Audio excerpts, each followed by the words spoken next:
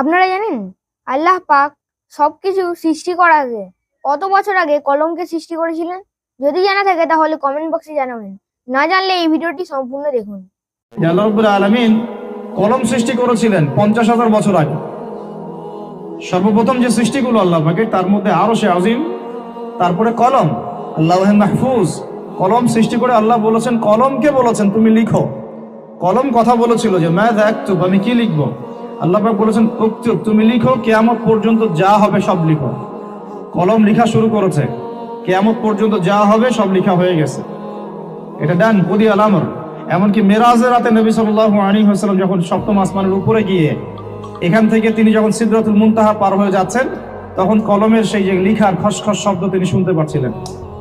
আপনার মতামত, আপনার লাইক, আপনার শেয়ার আমাদের কাছে খুবই গুরুত্বপূর্ণ। তাই সঙ্গে থাকুন, সাথে থাকুন, পাশে থাকুন।